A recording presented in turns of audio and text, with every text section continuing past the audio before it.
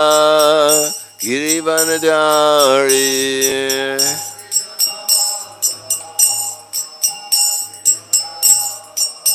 Sudanana Prahladananda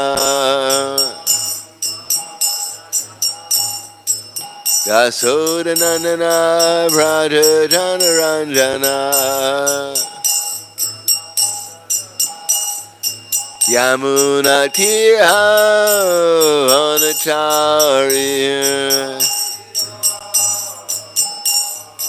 Yamuna Tira Anacharya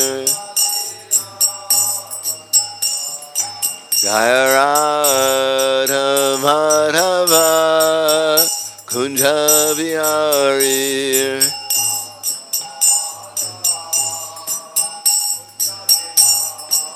Jaya Radha Madhava Kunja Vihari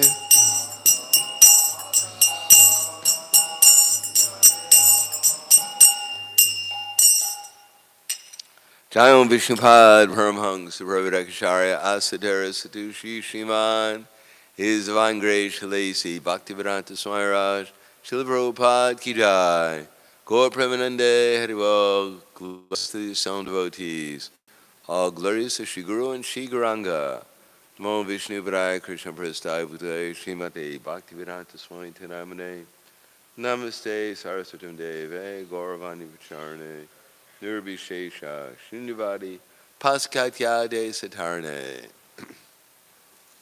Om Vanandasya Gananjana Salakaya Chaksu Yena Tasmai Shri Gurave Namah Chaitanya Manobhishtam Stapitam Yena Bhutale Swayam Rupa Kadamayam Dadati Swapatantikam Bandeham Shiguro Shiuta Parakamalan Shigurum Vaishnavam Cha Shirupam Sagrajatam Sahagana Raganatam Vitam Tam Sajivam Sadvaitam Savadutam Prajana Saitam Krishna Chaitanya Devam Shri Radha Krishna Padan Sahagana Lalita Shiva Sakans Vitams Cha Hey Krishna Karna Sindho Dinabando Jagatpate Gopesha Gopika Kanta Radha Kanta Namostute Tapta Kanchena Gorangi Radhe Vrindavaneshwari Prashubhanu Sutta Devi Pranamami Hari Priye Vanchakapa Trubhyascha Kripa Sindhu Vyevacha Patitanam Pavanebhyo Vaishnavebhyo Namo Namaha Shri Krishna Chaitanya Pranityananda Shri Advaita Gadadhar Shivasati Gaur Bhaktivinoda Hare Krishna Krishna Krishna Hare Hare Hare Rama Rama Rama Hare Hare Om Namo Bhagavate Vasudevaya Om Namo Bhagavate Vasudevaya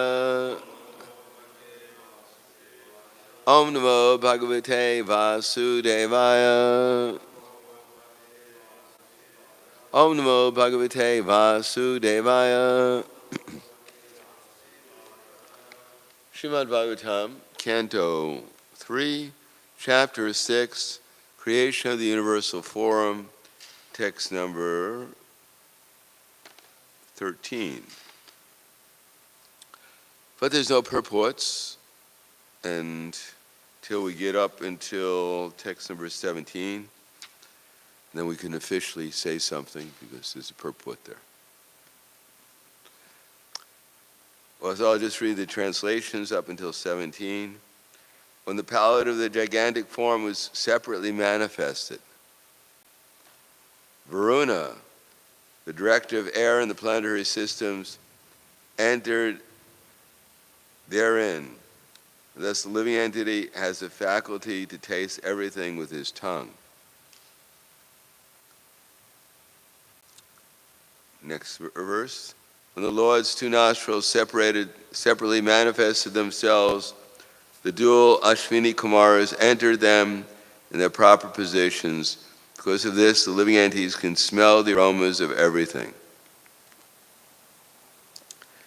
Text 15. Thereafter, the two eyes of the gigantic form of the Lord was separately manifested. The sun, the director of light, entered them with a partial representation of eyesight. Thus, the living entities have the vision of forms.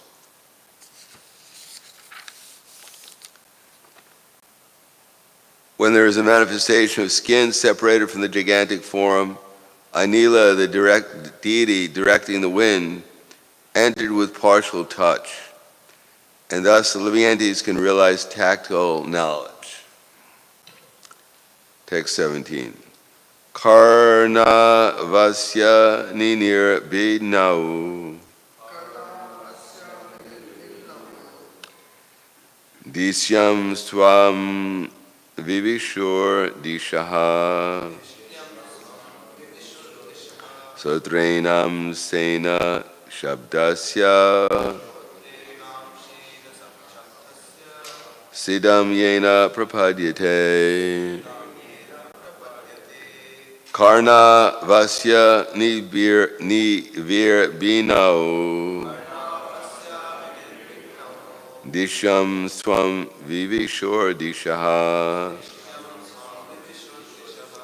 Sotrenam sena shabdasya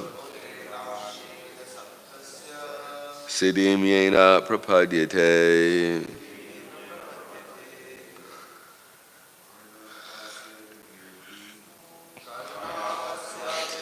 They know.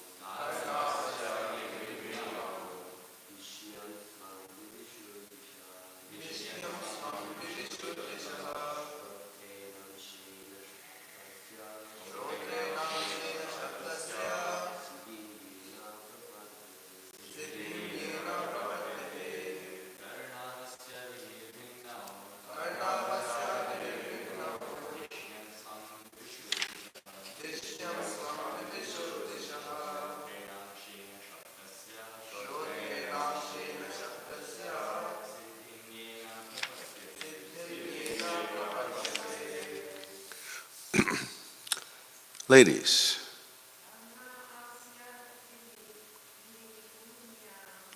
Arnavasya Nivirbunau Disham Swam Vishishor Disha Shrodrenam Sena Shabdyasya Satim Yena Prapadyate Karnavasya Nibiravino Disham Swam Vishwishwar Dishaha Shodrenam Tena Shabdyasya Sadim Yena Prapadyate Karno, the ears, Asya, of the gigantic form, Vinir Binano,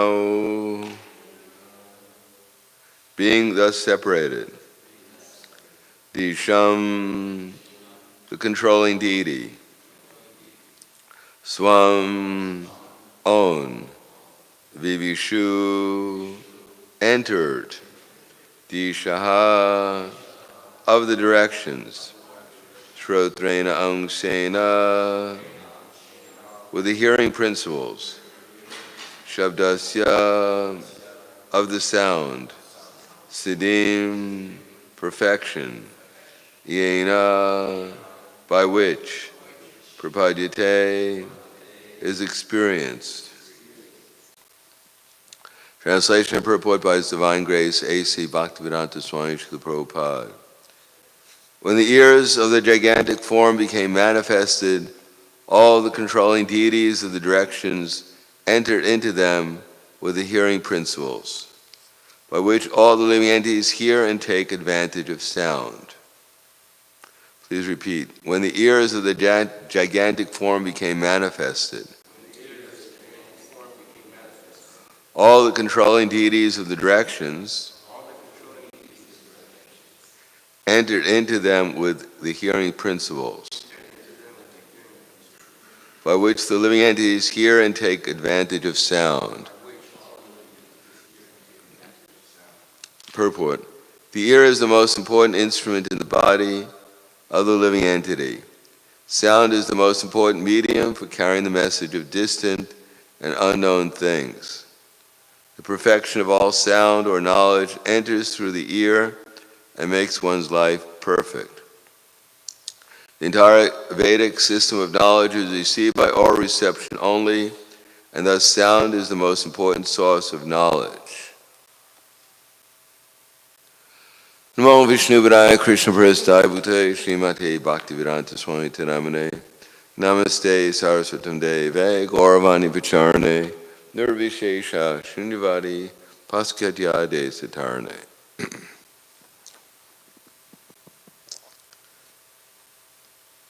Again, we may wonder what this has to do with us,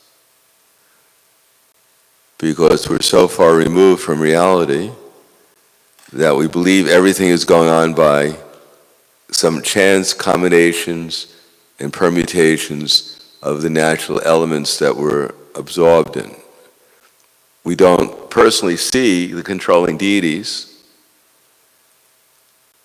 Basically speaking, in modern society, whenever there's a talk of a controlling deity, it's either some American Indian worshiping the sun, or some fictitious god coming from the Romans, Zeus, Jupiter, or the Greeks.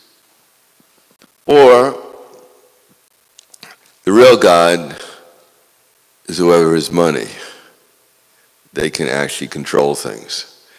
The Illuminatis, they're the actual controllers. The people in the darkest of ignorance, they're the supreme controllers. So this idea that actually there is control beyond our vision doesn't sit well, especially in a society which values its independence. They think that by the mental manipulation and intellectual adjustments of the leadership, then we'll become free. That somehow or another freedom will be given to us by intelligent, wise, benevolent people. But actually, as Krishna was telling his father, Nanda Maharaj, that's not how the material world works. Although Krishna was giving atheistic philosophy, but even atheistic philosophy, called karma mimamsa philosophy, has its point in reality. Namely, that as one works in the material world, then one gets a result. And that result is coming not, well, of course Krishna was saying the all-powerful thing is our dharma, is our duty, and that if there was a God, he still has to give us the results of our work.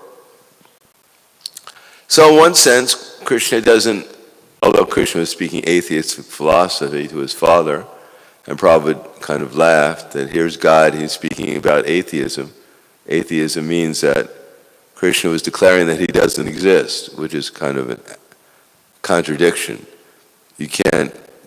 No one can stand here or sit here and give a speech for half an hour, as Krishna gave to Nanda Maharaj, and on that basis tell Nanda Maharaj that I don't exist.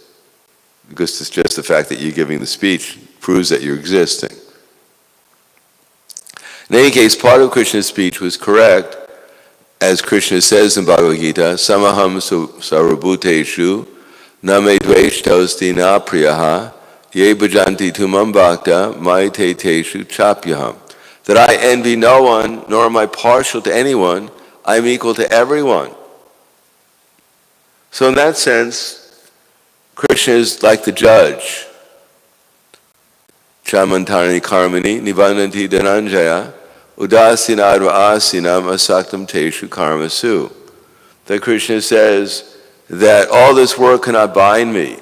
And Krishna was referring to the fact that he's creating unlimited universes and then destroying them at the set time, and then creating them all again and again and again and destroying them again and again. Not just this little New York City, insignificant place in an insignificant universe, but unlimited universes, and going on since time immemorial, being created and then being destroyed, and every moment everyone's getting exactly what they deserve. As long as one works outside of Krishna consciousness, outside of pure devotional service, then one will simply receive the reactions from one's good, pious and impious activities.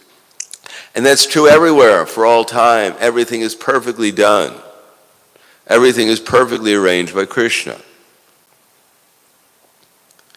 Therefore, there's nothing to be lamenting about. As Krishna says, only the people who don't have vision, asochan avasochas tvam, pragyan vajam chabastase, gatasums agatasums cha, nanu sochatim pandita. That's speaking learned words, because Arjuna was giving very good Vedic knowledge. You are mourning for what not is worthy of grief, because the wise lament neither for the living nor for the dead. Because no one dies, Krishna will tell us. Nor does the body die. We may think the body dies, but the body doesn't die, because something that's dead can't die. Since the body is dead already, it can't die. It just disappears, and another dead body comes, and that disappears. So it doesn't die, it just disappears. And what we think is dying is just a combination. There's no death. There was just a temporary appearance of the earth, water, fire, air, ether, mind, intelligence, and false ego appearing in a certain combination for a moment and then disappearing. The energy is still there, but the form that it's taking is just coming and going. So there's no death for the body, because it was never alive, and the soul was never dead, and therefore, and it's always the same, it's always existing, and therefore the soul doesn't die. So it's only due to our perceptions and our sentiments, our absorption in material conceptions of life, that we think there's birth and death, and therefore we lament when someone dies, and we become joyful when someone so-called appears in a certain form temporarily. So this is all due to our lack of proper understanding and perception. And therefore, Krishna tells his father, don't worry about, worshiping Indra.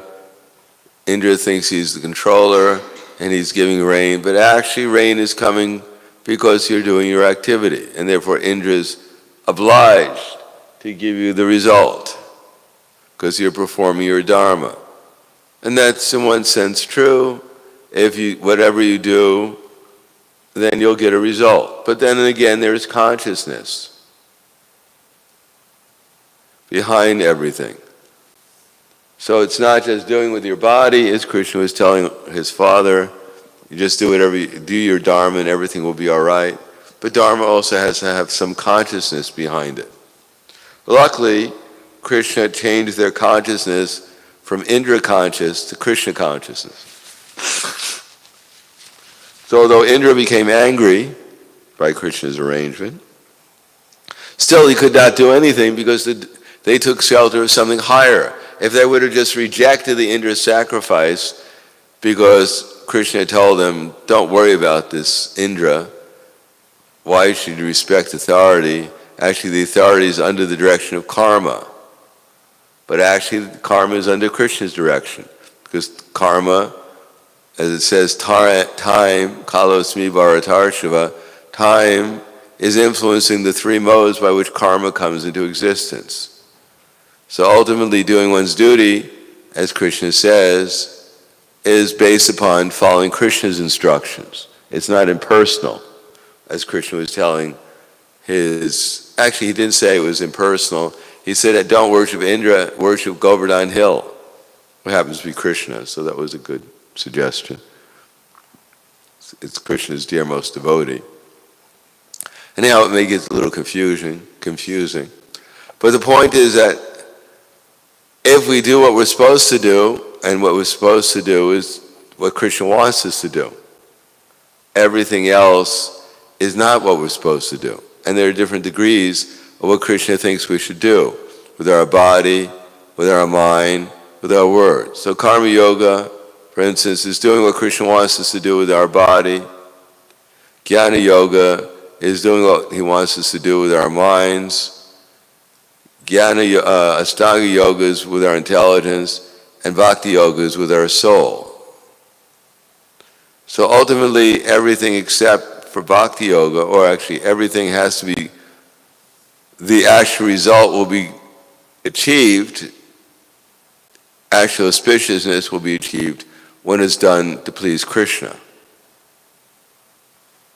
Now, if we perform karma yoga, as most of this section is about, explaining how the material world is manifested through Krishna's material energies, through the higher personalities. Like, for instance, the Ashvini Kumaras, they enter into the tongue and give us taste. They enter into the, is it the tongue? That's Varuna, the nostrils. And they give us, well, who are the Ashvini Kumaras? They're the original Ayurvedic physicians. So why do the Ashvini Kumaras enter the nostrils and give us a sense of smell? Can anyone say?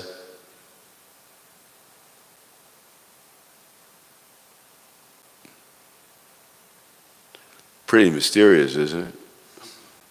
Well, because what is the most basic feature of health? Can anyone say? What is the most essential quality, most essential thing in the body that's necessary to function properly in order to have good health? What's that? It's part of it. Yes.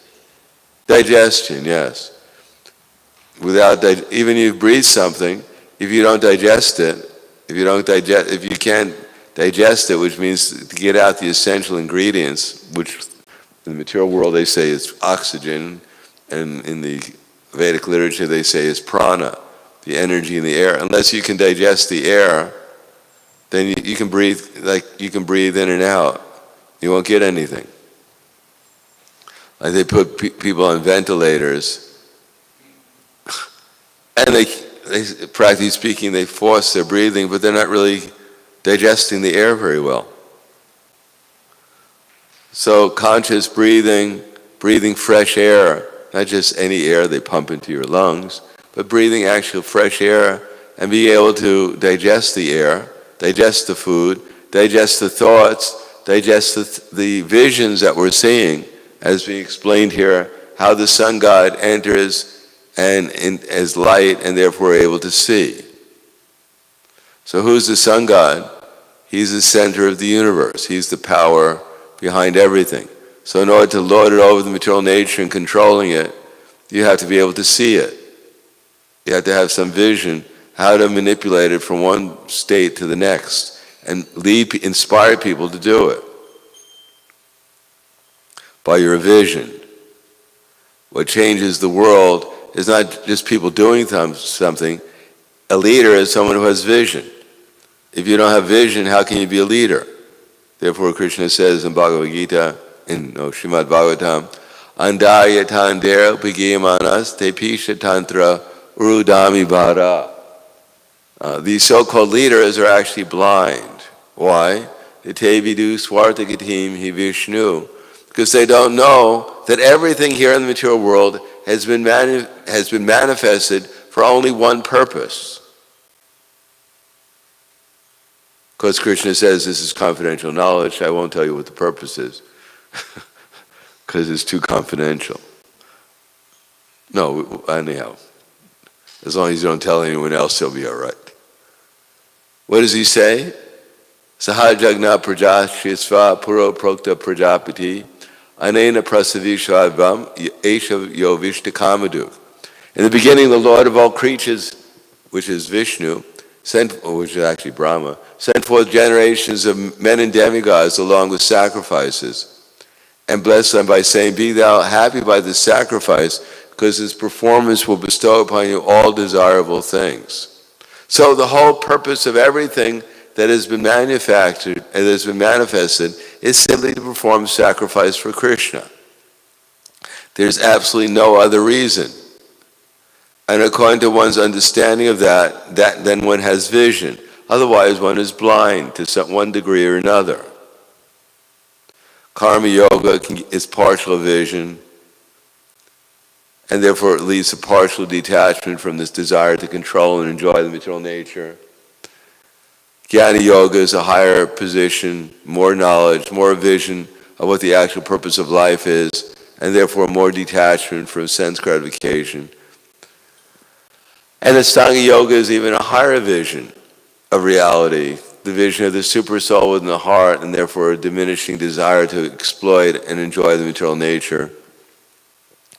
And Bhakti yoga is the culmination of all of that the real vision is to love Krishna and to serve and love everyone else in relationship to Krishna.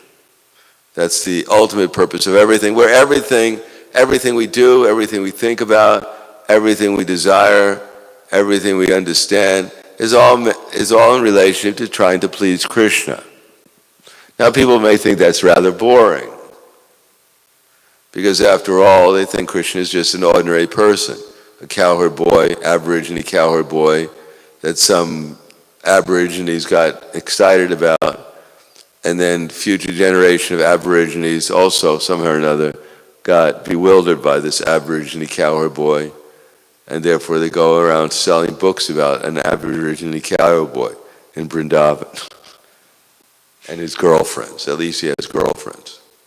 He also has boyfriends though, so he's all right. He's not so bad, kind of normal. Even had children, so all the grandparents can appreciate him. But that's not who Krishna is. The Krishna is the source of all pleasure. He's the reservoir of unlimited happiness and love. And therefore, those who are actually focusing their minds upon him with devotion can actually experience an unlimited reservoir of pleasure and love.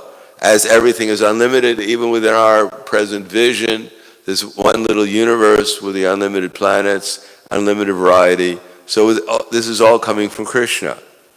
So one becomes aware of Krishna, one will become aware of unlimited varieties of pleasure and happiness and love. And therefore everything has to be directed back towards Krishna for the proper understanding of how, for instance, this little thing about the sun god enters into our vision. So the real vision is in Gayatri. Those who chant the Gayatri mantra, the real vision is how Krishna is controlling everything in the material nature and manifesting our vision so we can perform sacrifice for him. That's one understanding of the Gayatri mantra. Another is Brahma Samhita. Yes, Chaksha Esha Savita Sakala Grahana Raja Samasa Suramurte Shesha Teja Yajagaya Sambrita Kala Chakro Govindam Adi Purushang Tamahang Bhajami. That Krishna has put the sun, the sun is one of the eyes of Krishna and is illuminating the universe.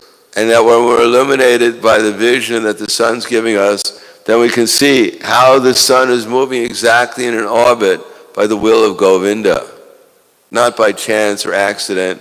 There's nothing going on by chance or accident. It's all perfectly arranged by Govinda. And the sun gives us that vision. If we look at the sun, we can see how it's moving. If there was no sun, we couldn't see the sun moving. We couldn't see anything. And therefore, the sun itself is illuminating us and giving us the intelligence how perfectly Krishna has arranged everything in the universe. And if we think the sun has come about by accident and is moving in an accidental orbit, then we're blind. And therefore it takes us to this verse that we read the purport, everything depends upon hearing. If we associate with those who are what's called demons or asuras, then all they're talking about is chants. Demon means, asura means, ye shastra vidim utsrija vartate kamakarata, sasidim avapnoti nasukam naparam gatim. Demon means that there is no rule and regulation. The only rule and regulation is that there are no rules and regulations. That's the only thing you follow. Don't follow any rules and regulation. Or as one impersonalist, Mayavadi, he wrote in one of his books, don't read books.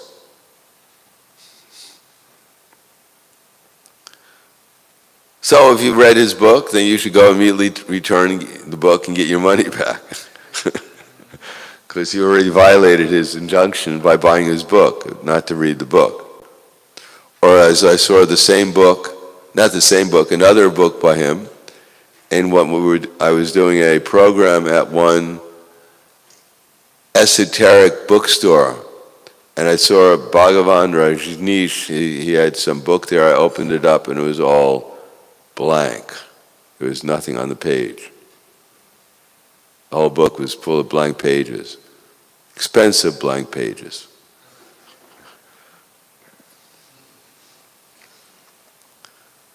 So that was his final message. So if you didn't know anything when you began, before you began reading his books, you were already at perfection. Because by the time of hearing his knowledge, there was nothing to learn anyhow.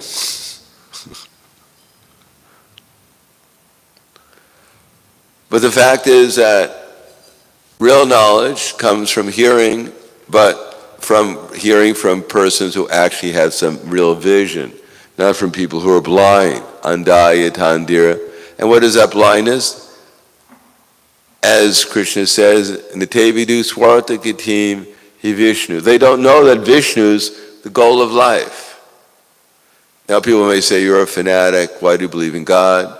Because we see God everywhere. As Prahlad Maharaj was asked by his father, where is your God? So Prahlad Maharaj said, he's everywhere. So he says, is he in the pillar? So Prahlad Maharaj, of course, he's everywhere. So he must be in the pillar. So then Hiranyakashipu found out the hard way that God was in the pillar. So we find out the hard way that God's not only in the pillar, he's everywhere.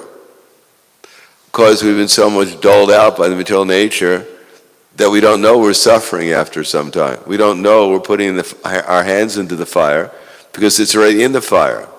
We're already getting burned, just a question of degree. Then we think we're getting burned. It's like the frog. They put the frog in the water, and the water's nice. The frog is enjoying. They turn the heat up a little bit. And the frog is thinking, it's a little hot, but it's, it's comfortable. And then he gets used to it. And then they turn up the heat a little bit more. And then the frog is also getting hotter, but it's comfortable. It's not so bad. And then finally they turn up the heat to such an extent that the frog is boiling. And they think, it's a little hot, but it's comfortable. And then they boil the frog alive in the boiling water, and he doesn't jump out because it's comfortable. Getting boiled alive. So that's material existence. We're all comfortable. Even in the worst situation, somehow or another, even in hell it says in the Bhagavatam, people find some comfort. Whereas there was in one magazine, it showed people going to hell, and there was burning fire everywhere. And then one man turns to another and says, the secret is keep yourself hydrated.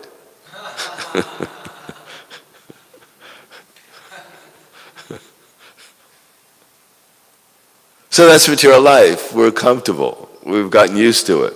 We think it's all right. Why should I perform so much sacrifice, try to get out of this place? It's pretty nice. There's some exciting movies coming up, and the prasadam's good. If I'm going to leave, then at least I should leave after the Sunday feast or something. It's like some people in Denmark. Denmark has a very nice prison system. Matter of fact, people in the prison in Denmark are usually living better than most people living in New York. Free, so-called free. So there is one man in the prison, and they had every so often, every week, they had a barbecue. So he was attending the barbecue. He was a prisoner and attending the barbecue. But his brother decided to get him out of the prison. So he flew in with a helicopter into the prison, landed on the prison grounds, tried to get his brother to come escape in the helicopter. But his brother said, no, the barbecue's going on. I can't leave now. Just go away, don't bother me. So that's material life. We're very reluctant to get out of here because we're comfortable. We have some hope it's going to get better. Of course, maybe this pandemic, whatever it is, has dampened some people's expectations, their hopes for the future. But in any case, this idea that there's a God, and he actually has some knowledge, and we have to follow him, and he's the source of everything. Prabhupada explains that any reasonable person has to come up to that conclusion. That even the most simple person will be able to understand it better than the most sophisticated person. Why? Because they say there's no God, that everyone is God, or that we came out of the monkeys, or we came out of nothing. But that has nothing to do with our experience of reality. Science is supposed to be based upon experience, upon observation. If we don't believe the reality coming from Shabda, from hearing, then at least it must be based upon observable phenomena. So Prabhupada has explained in a very simple way that everyone had a father and mother. Who can deny it? Anyone here is going to claim, I didn't have a father and mother, and that my father and mother didn't have a father and mother? So where do we trace back in our ancestry that one of our fathers and mothers was a monkey? If you can't show definite proof of your grandmother Harry, or grandfather Harry, and grandmother Lucy, then where's the reality of the whole situation? Everyone knows from monkeys come monkeys, from mice come mice. Human beings don't come out of monkeys. So similarly, we can understand that our great-great-grandfather came from, and mother came from a great-great-great-great-grandmother, and therefore, they're all persons. And therefore, the original father must be a person too. Why should he not be a person? What disqualified him from being a person? Because we don't like him being a person? Therefore he said, I'm sorry. People don't like me being a person, I'll become impersonal. That's not how things work.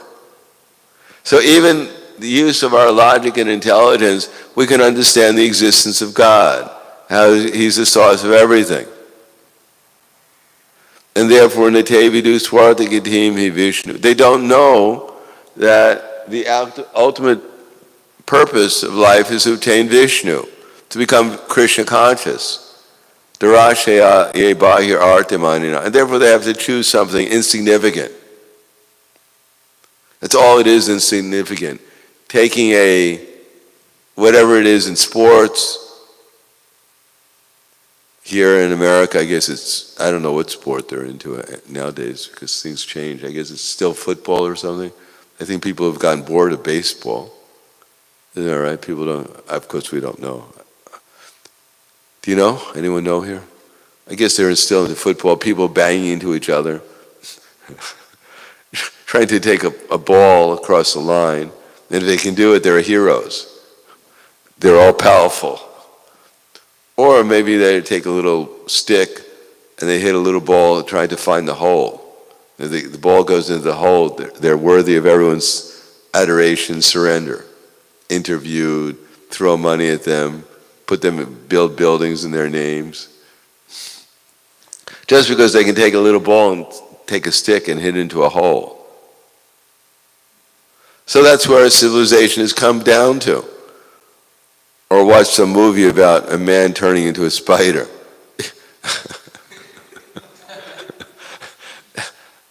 Then I realized most of the people watching the movie, they were also going to turn into spiders. What's the value? There's so many spiders.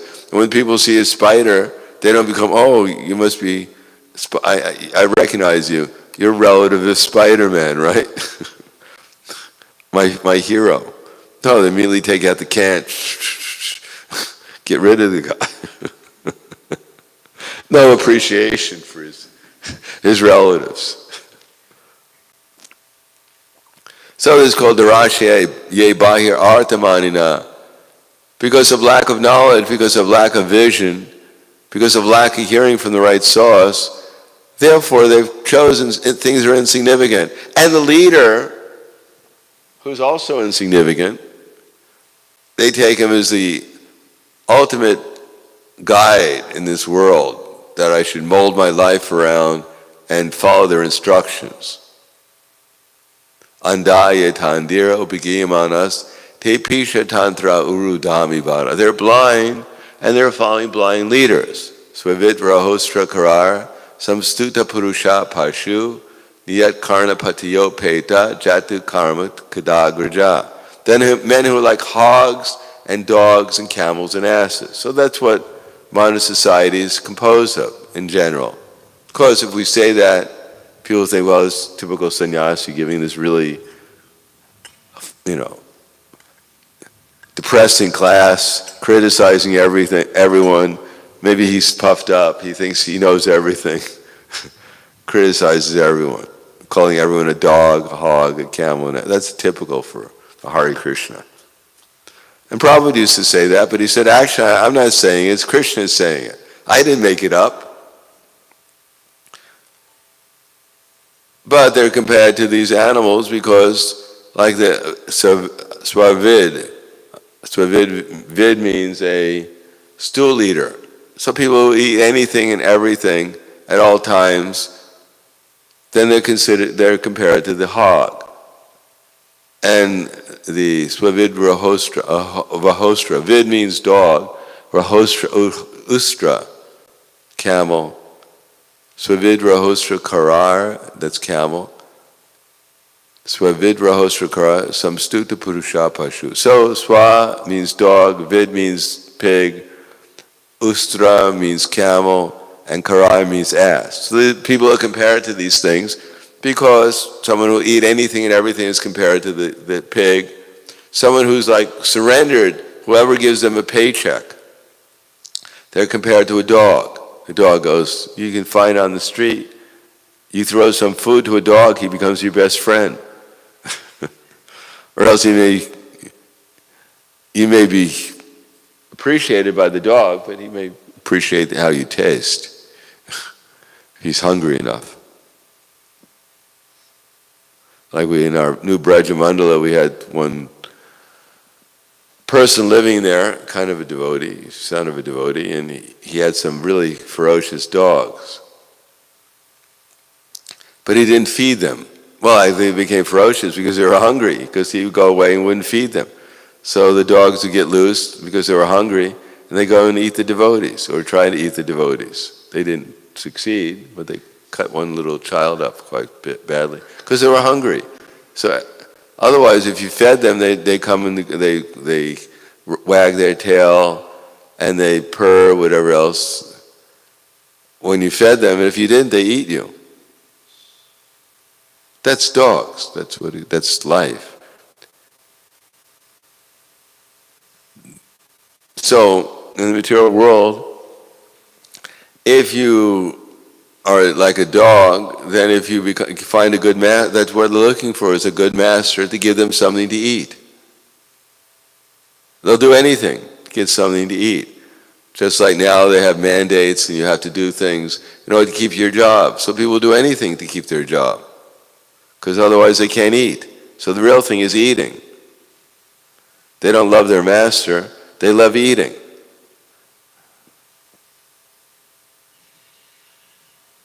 And Ustra, the camel, is compared to someone who's trying to enjoy his own blood. And Karai, the ass, they carry a heavy burden on their back in order to get a morsel of food to eat. So eating, sleeping, mating, defending, that's what the whole society is based on. And if they can eat nicely, sleep nicely, mate nicely, if someone is teaching them how to do it in a more elegant, more sophisticated, more glorious way, they become the master. They become the leader. So it's simply a society of animals, and the biggest animal becomes the biggest leader. But that's all right. People have to eat, sleep, mate, and defend because that's the necessities of this body. But there's something higher, and therefore Prahlad Maharaj says, Naishamatis tavad arukramangrim, that we should try to hear about something higher, what the actual purpose of our eating, sleeping, mating, defending are, what the higher purposes of life are, sacrifice for Vishnu. Try to understand how everything came from Vishnu. Everything is depending on Krishna. And therefore, whatever we're doing, do as a sacrifice for Vishnu. Hearing about that, that's what human form of life is meant for. And it's not just some sentiment, some crazy fanatics, it's reality. Just like Krishna says in Bhagavad Gita, it's reality that our bodies are changing, but we're not changing. And if we don't recognize that, then we're living in a make-believe, illusory world. But people like that. That's why they go to the movies. That's why they go to these theaters. That's why they watch these games. That's why they just want to get more and more into some kind of unreality. Because they want to be God, and they're having a hard time in modern society being God around here. They're being promised they're going to be God, become God, they're going to become safe, secure, happy, opulent, and they're having a hard time, so they're being offered the illusion of being God, which the whole thing, material universe, is based on illusion anyhow. So if you can get a good illusion, people will buy it. Let's see how satisfied they are, because the whole illusion, even it's a virtual reality. You can live in but it's the same thing. What are you going to do there? Eat, sleep, mate, and defend. And why do we expect that in the virtual reality, the happiness of eating, sleeping, mating, defending is going to be any more than this reality? If you're in paradise in virtual reality and someone sticks a knife in your back, does that mean you won't be the virtual reality will negate the knife in your back? I'm in paradise, but kind of uncomfortable somewhere. No, there's no solution except to understand properly how everything is, even you're in your, whatever you're doing, if we're Krishna conscious, if we're doing it as a sacrifice to Vishnu, then we reach the actual goal of life. Otherwise, to one degree or another, depending who we're hearing from, there'll be something missing. Unfortunately, in modern society, everything's practically missing. Because due to people's previous pious activities, so far we've gotten enough to eat, we have a place to sleep, there's some heat, and we still, whatever pious activities people have performed, they're not suffering to the extreme so far. At least they're not in the Western so-called civilizations. But their pious activities are being used up, and their sinful activities are accumulated. Therefore, some time of reckoning, as we're experiencing now, is there. So either people, those who are intelligent, those who are sane, they'll accept sacrifice for Vishnu, and those who don't, they'll have to experience what the results of sinful activities are.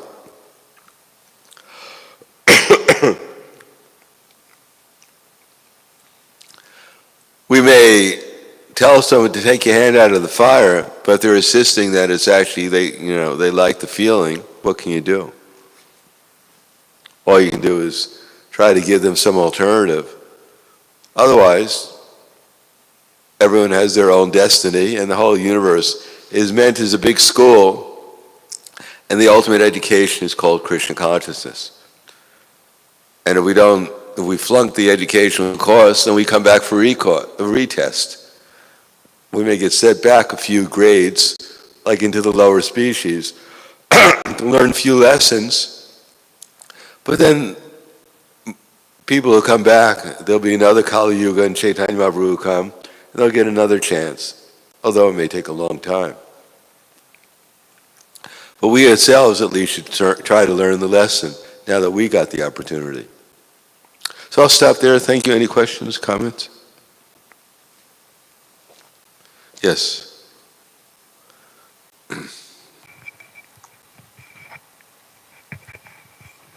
Thank you, Marsh. I had two, comments that I found really interesting from your class. One was you brought up the point about digestion is the central point of health in Ayurveda. Yes. And I heard something interesting in a recent class Vaishesha Prabhu gave. He was mentioning that not only food, digestion of food, but also digestion of thought and of emotion. So if one's mind is having a lot of turbulence digesting something, that also can be a cause of sickness. And if one is very emotional, it's called crazy. Crazy, yeah. When you have the same thought again and again and again, you can place it in your memory, or you can't forget about it, then you go crazy. It's called crazy.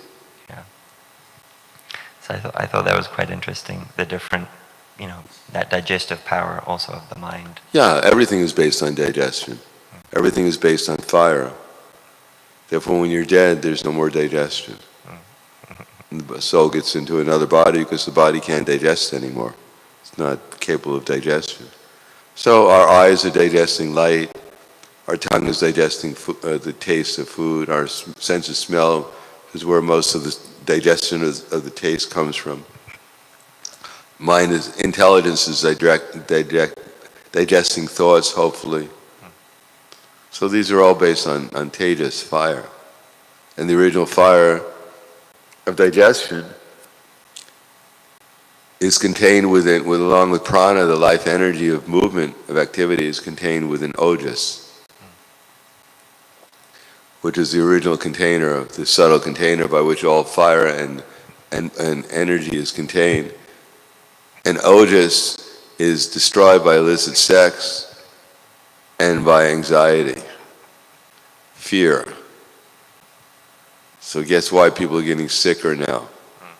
Because it's all part of the whatever it is. Because people are being put into a condition of more and more fear and anxiety, and therefore they're engaging in more and more sense gratification, and therefore their health is going down. Because there's no more, their tejas, their energy is being dissipated.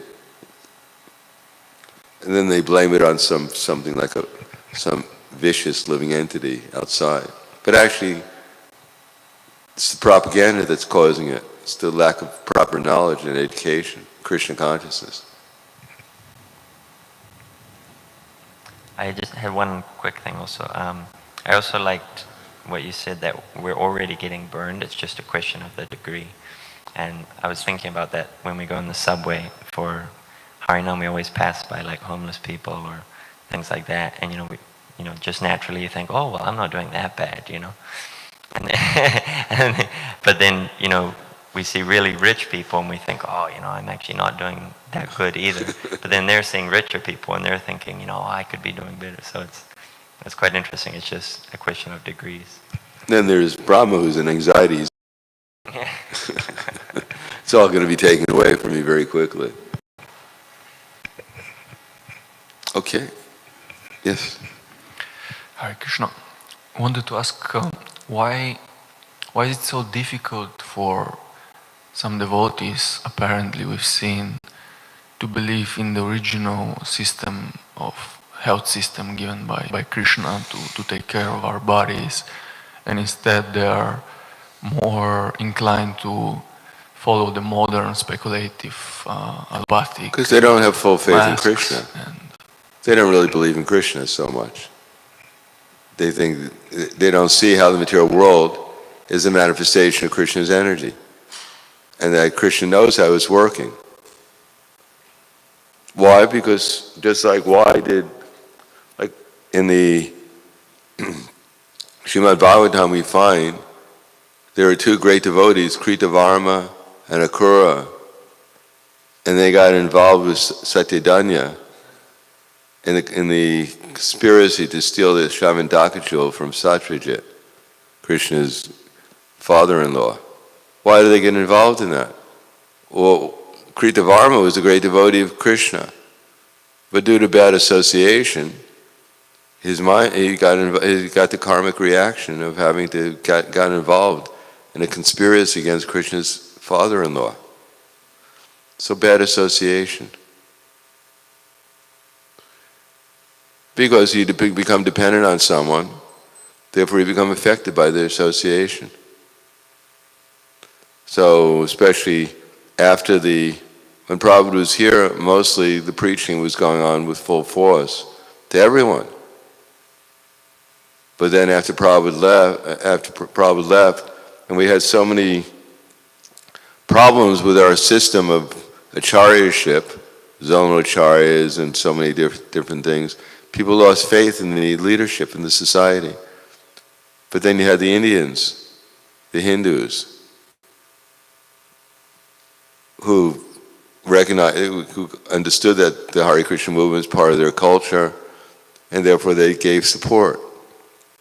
But most of the people giving support were wealthy medical people, doctors, pharmaceutical giants, extremely wealthy people. And we became dependent on them. And they're the leaders of the Hindu community. And therefore we don't want to embarrass them that we're the Hare Krishna cult back in the cult days. That we're respectable, normal Indian community, part of the Indian community, and we do whatever the government tells us, because that's what the Indians do when they come into another country. They want to make money, they want to be prestigious, and they do whatever they're told. So we follow along with them. Government says this is what's going on. The Hindus say sure, and we say sure, that's right, because we don't want to lose their support, because we're dependent on them. Yes.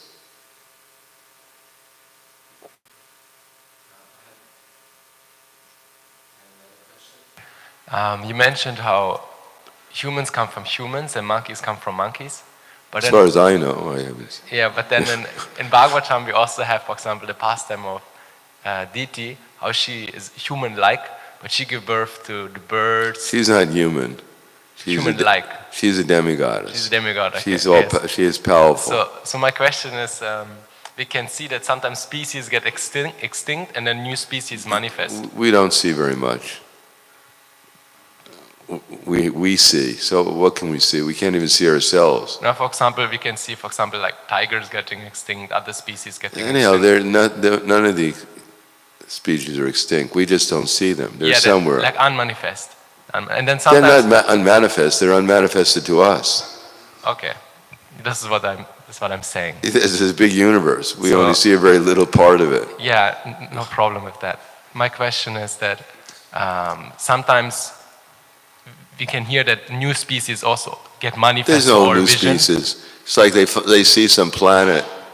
They see and they say, "Oh, we've discovered the planet," as if it wasn't there before they saw it. Yeah, I fully agree on that point. My question is, then how do new species get manifest?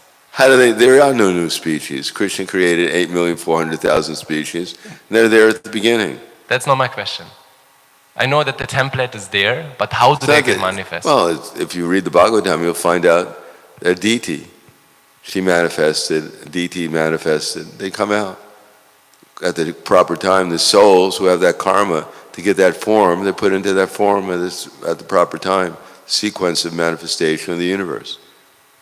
There's primary creation and there's secondary creation by Brahma. Then there's also creations. It's all you'll read about in the Bhagavatam. If you come to class every day, you'll find out about how all these different creations are manifested. I was reading it in Bhagavatam. I was just seeking clarification because it's not 100% clear to me. It's not 100% clear to me either.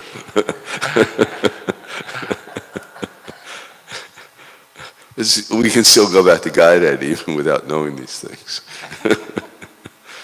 Just chant Hare Krishna purely, and that's the most important thing. But we'll find out as we chant Hare Krishna purely. Then at least up to whatever Krishna wants to reveal to us, he'll reveal it to us. But unless you're prepared to come back as Brahma and, try to figure out the whole creation, then you'll get some thousands of years Krishna will be instructing you about the creation. But I don't think we have enough time for that. So therefore some general directions are given here.